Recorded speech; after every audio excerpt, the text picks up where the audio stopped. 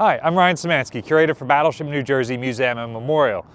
Today we're going to talk about a new collision that we weren't previously aware of that shows up in some of the after-action reports from the battleship. Interestingly, I've never seen this written about in any of the books. It seems to be relatively inconsequential, but it did result in some damage to the ship. And it's a sort of interesting thing to talk about. The Iowa-class battleship's most consistent service during World War II was as fast replenishment ships oiling up their destroyers. So throughout the war, New Jersey almost constantly had a destroyer alongside, topping off her tanks.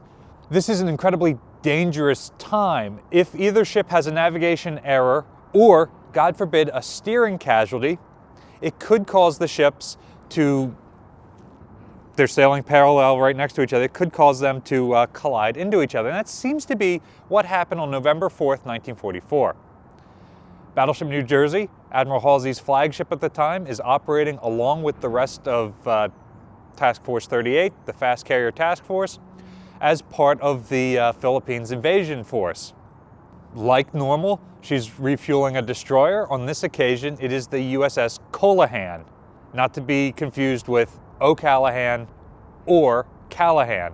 So she's refueling COLAHAN, and COLAHAN suffers a steering casualty while the two ships are moving side by side at the fleet speed of 25 knots. Try and imagine that you're driving a car at about 28 miles per hour and the car next to you is trying to hand you something like fast food window style, and you have to take that while also steering the car.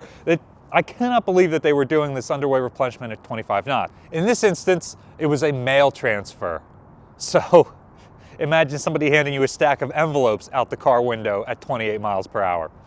On this one occasion, things didn't go well, and COLAHAN lost steerage somehow, some sort of steering casualty. So from the after-action report, on November 4th, this task group commenced high-speed run-in toward dawn launching point for airstrikes against central and southern Luzon airfields and facilities.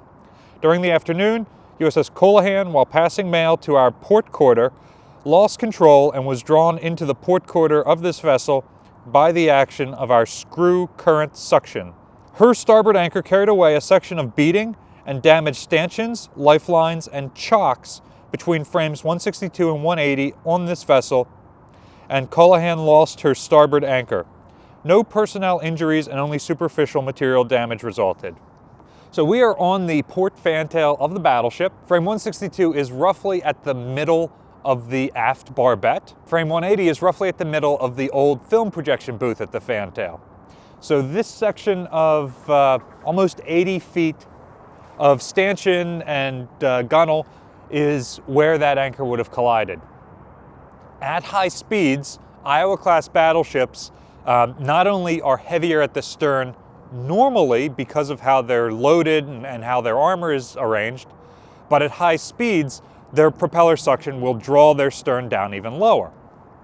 Obviously, Fletcher-class destroyers, similar to Iowa-class battleships, have a pronounced rake to their bow to help them shed water better at high speeds. And so COLAHAN's anchor and Battleship New Jersey's lowered fantail end up at roughly the same height. So the fluke of this anchor probably rips off all of these stanchions here, and over here at the gunnel, you can actually see where it's been flattened out and where there's been some welding repairs to it. The report makes it seem like this damage would have been consistent for the full 80 feet. Honestly, there isn't much evidence of it left, besides possibly that little bit of denting right there. During World War II, coming along an Iowa-class battleship was an incredibly dangerous thing. You have the suction of the screws at the fantail, and at the bow, you have the weird shape of the ships. At that time, Iowa-class battleships refueled from the bow. So, why that was a problem is the Iowas have that really narrow knife-edge bow, and then right at turret 1, the hull comes out like this. So as they're moving, especially at high speeds, water coming down the bow of the ship hits that area around turret 1 and now pushes out. So two ships trying to sail next to each other, you're constantly on steering controls trying to keep your ship from being pushed away from the battleship. It's easy to see that these constant orders from the helm could easily cause a mechanical issue that could cause the helm to fail. When that happened, both New Jersey and Colhahan reduced speed all the way down to 20 knots, about 22 miles per hour. Keep in mind, they're operating at the center of a miles-wide formation of probably about 70 warships. So you can't veer out of formation or cut speed, or you'll be run down by the other ships around you. Remember, this was pre-dawn, so it's a little bit dark. These ships are operating without full running lights because they are in a war zone conducting combat operations. So as soon as Colhahan starts to swerve, the crew reduces the speed as much as is safe on both this ship and the destroyer. But then as the battleship starts to overtake her, the suction from the propellers drags her back into the side of the ship. Colhahan's after-action report reporting the damage lists as a suggestion to prevent this in the future, not conducting unrep at 25 knots. Surprisingly, despite all of the underway replenishments and all of the close operations without lights that New Jersey conducts during World War II, this is the only unrep collision that the ship suffers that we know about so far. We just found out about this one. We may find out about others in the future. It is one of only 2 collisions with other ships that we're aware of.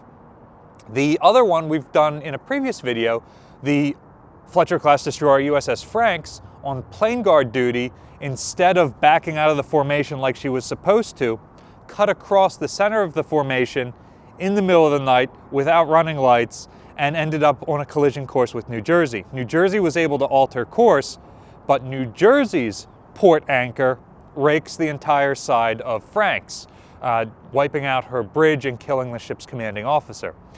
So again, there's a full report about that in a video linked in the description below that we've done a while ago. Those are the only 2 known collisions for the battleship. And this dent is possibly one of the only visible signs of World War II damage that the ship has. There are 4 preserved Fletcher-class destroyers out there, including 3 here in the United States.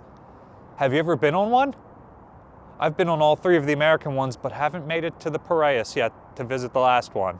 Battleship New Jersey receives operating support from the New Jersey Department of State, also from a number of other businesses and private individuals like yourselves. We really appreciate your support. There's a link in the description below if you'd like to continue donating to support the museum.